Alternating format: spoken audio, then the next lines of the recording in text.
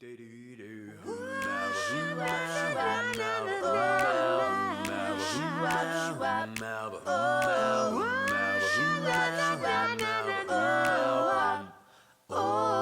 yeah. That's not much of a hint, really. Well, and neither is this. A bunch of chairs lined up. Now wait, where have I seen this before? Or all of these faces? Let's listen to our Bible passage. Maybe it will give us a hint about where we really are. 1 Samuel 18, verses 1 through 5. When David had finished speaking to Saul, the soul of Jonathan was bound to the soul of David, and Jonathan loved him as his own soul. Saul took him that day and would not let him return to his father's house. Then Jonathan made a covenant with David because he loved him as his own soul. And Jonathan stripped himself of the robe that he was wearing and gave it to David, and his armor, and even his sword, and his bow, and his belt. David went out and was successful wherever Saul sent him. As a result, Saul set him over the army, and all the people, even the servants of Saul, approved. If you guessed that I was here in the friendship classroom, then give yourself a round of applause and go ahead and smack that gold medal around your neck, because that would be an amazing guess. I'm guessing that most of you have never been in this room before for two reasons. Number one, because it's new. This used to be the handbell room, and now it has been changed into the room for the friendship class. And number two, the friendship class is made up of some of our older, wiser disciples in our church, and you guys are on the younger, wiser side of the church. And so I'm guessing that you may never have been in the friendship class before.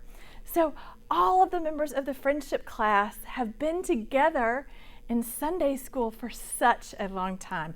They have loved each other for a long time. They've taken care of each other. They've prayed for each other. They study the Bible together. They have been a small group within our church for such a long time. And they've been an important part of how this church has grown and grown over the years. And so I kind of dig the banner that they have in their classroom here. It tells a story about who they are. You see the name of their class, Friendship, and it's kind of a play on words, right? Like friend, all the people in the class, and ship, here's the ship right here. And I love this about this banner. I think this is super cool. Each of them have their own faces on this ship. So they specially made each of these faces to represent individuals, friends that are in this class together. Isn't that awesome? So if you are in this class, I wonder what your face would look like on this ship. Don't know, but I think that's pretty awesome about this banner. And I think this banner kind of tells a part of their story, right? They're all in this boat together. They're doing life together and learning how to be God's people together. And so it kind of puts them all on the same boat, right? They're all in the same boat doing life together. So I think that is pretty cool. So in our Bible passage for today, we read a story about David, and it's before David became king. And so this is the story of David and his friendship with Jonathan. Now, their friendship was super unlikely, so let me tell you why. If you just back up a chapter or two in 1 Samuel, you will learn that Saul is the king, and he is the very first king of Israel, and at first things are going along swimmingly. And then Saul starts making mistakes, and God keeps saying, don't do that. And Saul keeps making mistakes. And so the prophets come to Saul and say, don't do that. And Saul keeps making mistakes.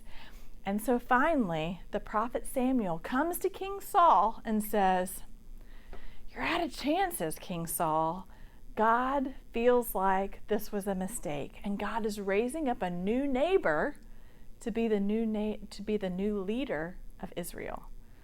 So Saul starts getting nervous. Like, what do you mean a new neighbor? Like, usually if you were a king, you would pass on the crown to your son. And can you guess who King Saul's son might have been? His name was Jonathan. So King Saul had a son named Jonathan, and I'm sure King Saul thought, well, I'll pass on the crown to Jonathan, and Jonathan will be the next king of Israel, the second king of Israel, and he will lead after I am finished. And yet that is not what the prophecy said, right? The prophet Samuel reached out to King Saul and said a neighbor was going to be that crown. And guess who the neighbor is that got anointed to become the king, to take on that crown after Saul? David. So here we have two people that are kind of unlikely friends, right? David, who used to be the youngest brother, the pesky little brother that would go out into the field and tend the sheep, who suddenly rockets to everybody's attention when he faces Goliath.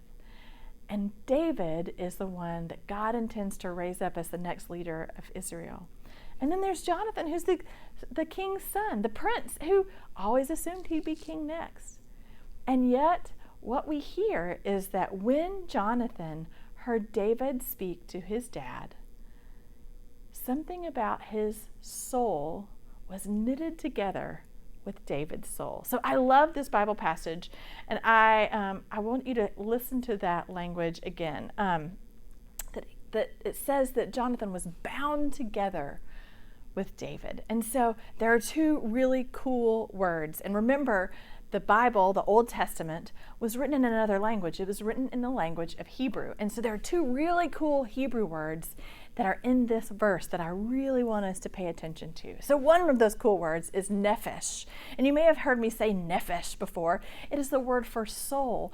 And it's also the word that describes everything that makes you who you are, everything that gives you life and makes you exciting and makes your life full of possibility, and that connects you to God and to other people. All of that is wound up in your nephesh.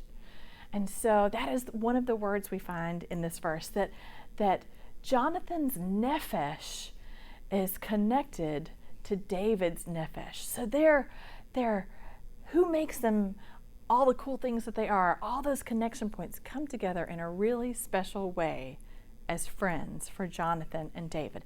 And then there's this other really cool word, and that I want to teach you, that is that word to bind together or to tie together, and it is this word kashar. So this word really literally means to knit together. I don't know if you've ever seen somebody knit a blanket before, but when you knit a blanket, you make all of these little knots. And when the knots are made, you can't really see where one string ends and the next one begins. They're all woven together, and these knots are what makes this blanket strong and warm and helps you like wrap it around you.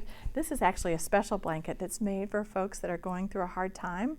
And some people in our church have knitted these blankets as prayer shawls so that when they're feeling like they need extra comfort and a reminder that their church loves them, they can wrap this shawl around them. So that word, kashar, to knit together, is a part of this verse that's so cool. And so their nepheshes are knit together like a blanket, all knotted together, tied up together, wound up together.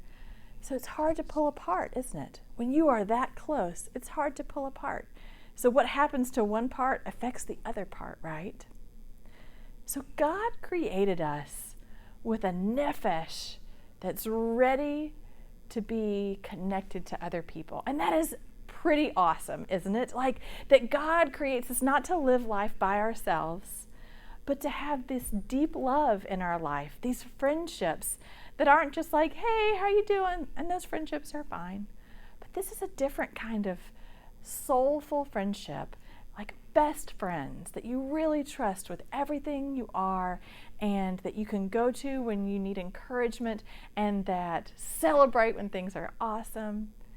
God created us to be in community and to be connected to each other, to be tied together, kashar, just like David and Jonathan were tied together. So that's something I want you to think about this week. I want you to think about, What does it mean to be tied together? What is it about being tied together that makes that friendship sound so special, or that describes that best friend so perfectly? So I have a couple of questions for you. I want you to think, what is so important about friendship? Why is it so important that we have friends in our life? So that's your first question. And then I want you to think about this question. Do you have a nephesh friend, a soul friend that you're knitted together like David and Jonathan? Do you have a best friend? What is it about your best friend that's special and that's different from your other friendships? What is it about that soulful friendship that is really different from your other friendships? So I want you to think about that. And then I want you to think about, what does it take to be that kind of friend to someone else? What does it ask of you if you're going to be knitted together with someone else?